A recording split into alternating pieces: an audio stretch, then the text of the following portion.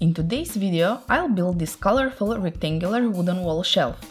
It consists of 3 rectangles joined together, creating this contemporary artistic look. I was very excited to finish this project, and the end result exceeded my expectations. So let's start building it. For this project, I'm using 2 solid wood boards. They are 18mm thick and 30 cm wide, with total length of 2.4 meters. I decided the depth of the shelf to be 15 cm, which is exactly half of the initial width of the boards.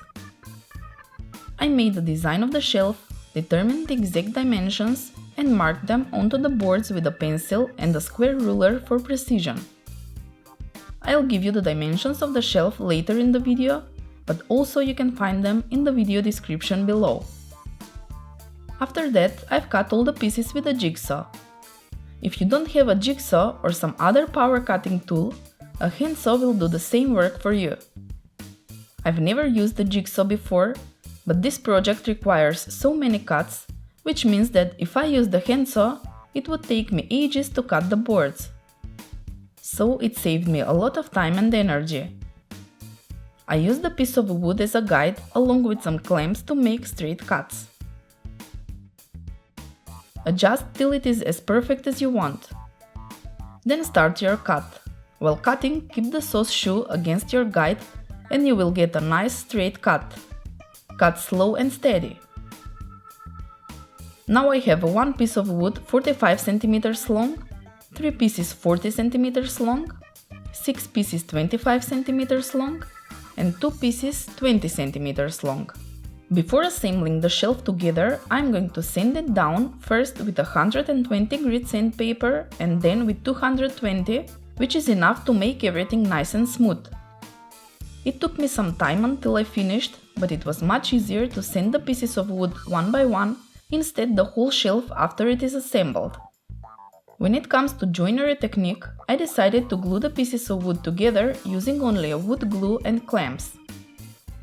I've made a few projects applying the same technique, and the creations turned out to be very tight and safe to use. I applied a nice coat of wood glue onto the joining parts of the wood and used 90-degree angle clamps and F-clamps to hold everything in place. It was much easier for me to glue the whole rectangles first and then to attach the parts of the divided rectangle in the middle. I left it to dry out for a few hours. With that done, now it is time to add some color on the shelf. I've been thinking a lot about the color because I wanted to combine white with some other colors and make it look more stylish and attractive. So I decided to stain the 2 whole rectangles with a wood stain and to paint the middle part white. But when I started staining the first rectangle, I didn't like how it turned out at all. As you can see, there are a lot of imperfections on the wood, which I can't fix with the sandpaper, so it looks so rough and messed up. I wasn't sure how I was going to fix this problem, but fortunately I found white oil-based paint and some universal tints in different colors. So I started with the stained rectangle because I wanted to see what will happen when I painted white. The paint covered all the imperfections and looked pretty well. I was very satisfied with how it turned out. I continued painting the entire shelf white from the outside. There was no difference in the color between the rectangles.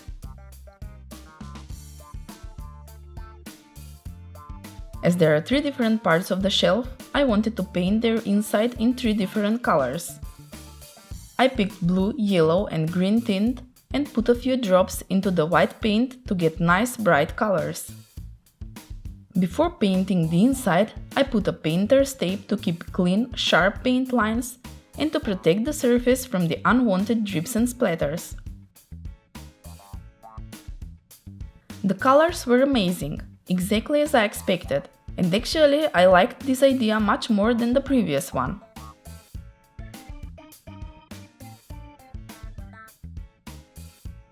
I removed the tape and left it to dry overnight.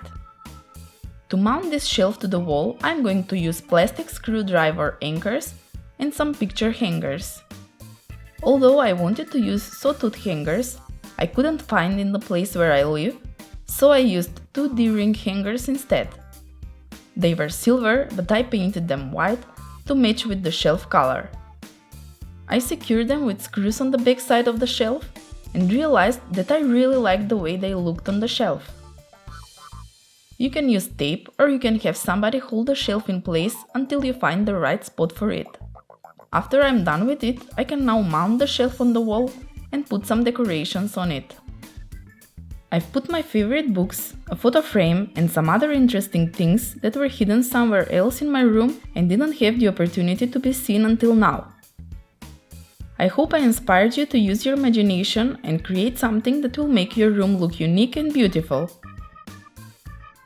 Let me know what you think about this project down in the comments, and also don't forget to hit the like button and subscribe to my channel. See you in my next video.